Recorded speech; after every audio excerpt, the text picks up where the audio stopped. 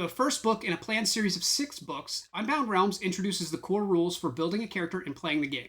It is divided into 10 chapters and 10 appendices, which I'll go over here to give you an idea of what this book actually entails.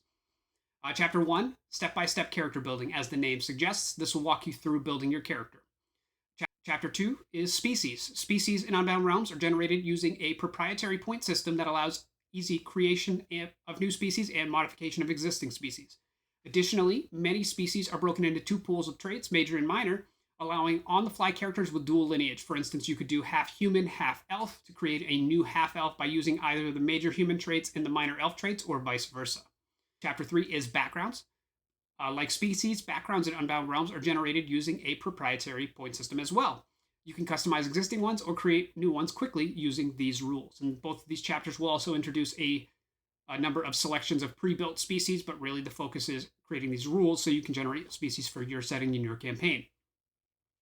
Chapter 4 is Classes. Unbound Realms features 15 classes divided into 5 schools of 3 classes each. These are the Arcanists, the Focused, the Psionicists, the Superior, and the Technologists. Each class in a school shares a unifying feature alongside their own unique features, exemplifying that school. For instance, the Arcanists are your traditional spellcasters. So there are 3 classes in this school, all of which have the spellcasting mechanic, but then they approach spellcasting in different ways. We will deep dive into that in future books, because obviously this is where the majority of the grid is. Chapter 5 is Customization Options. Unbound Realms overhauls feats into a major-minor system. Additionally, feats are earned alongside ability score improvements rather than instead of.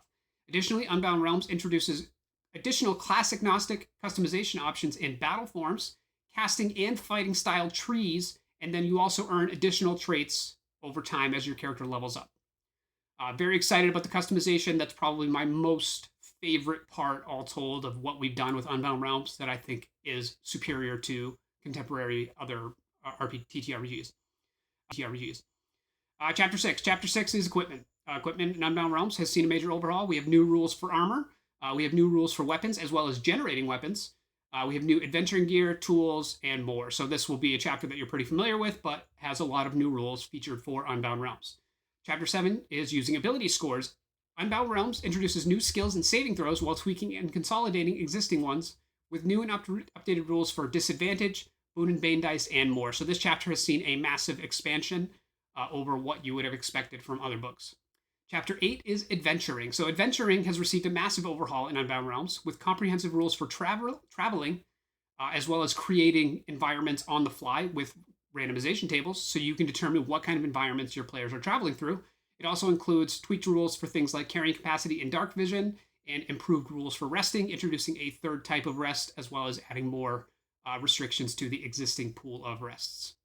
Chapter 9 is Combat. So combat has been massively overhauled with new rules for surprise, new actions and attack replacers such as grappling or pushing, new and updated rules for cover, elevation, and flanking. There are new damage types. There are better rules for damage reduction, new rules for being dropped to 0 hit points and dying with injuries and wounds, and more. So this is another chapter that I've seen a lot.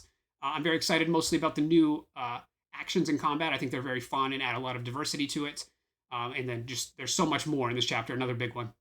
Chapter 10 is Casting, Focus, Superiority, and Effects. So this chapter focuses on unifying the rules for each of the 5 schools. So that is Spellcasting, Focus, Psycasting, Superiority, and Tech Casting into one chapter. So rather than repeating those rules every single time, they call out the things that are specific to your class, and then you reference all of the rules in this one chapter. I think it's a great way to just kind of keep everything written once rather than repeating it a bunch of times for no real value.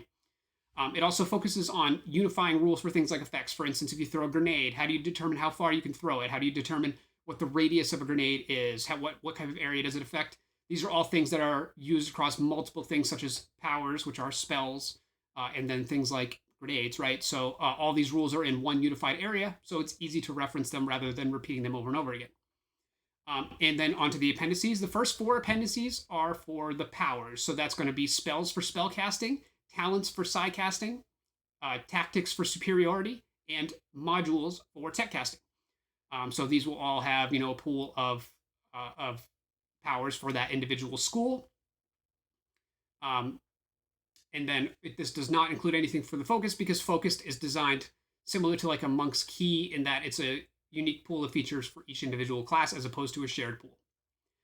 Appendix E is conditions. Conditions is another thing I'm very excited about in Unbound Realms. We're introducing over 30 new conditions, but there are at least 15 new beneficial conditions and at least 15 new detrimental conditions, and they have levels. So this is designed to encourage strategic gameplay so that if two characters want to do the same type of detrimental condition to a monster, instead of them not stacking, now they do. So this is very exciting. Again, encouraging strategic gameplay, something I'm very, very excited to see more people play with. Appendix F is variant rules. Now, I talked in a previous video about modularity. So modularity is introduced through variant rules. So for a lot of different things, there will be a core rule, and then there will be a variant rule that expands on it. For instance, advantage and disadvantage by default do not stack. If you have multiple cases of advantage, that's only one. Disadvantage, that's only one. And if you have both, you have neither. I have a rule called compound advantage, which lets them stack up to 3 in either direction. And then instead of washing, you just reduce. So if you have 3 sources of advantage and 1 source of disadvantage, you instead of 2 sources of advantage. So this allows for certain features that would be like pack tactics, where you gain advantage, that give it too easily to not override similar features. So there's some synergy instead of replacement.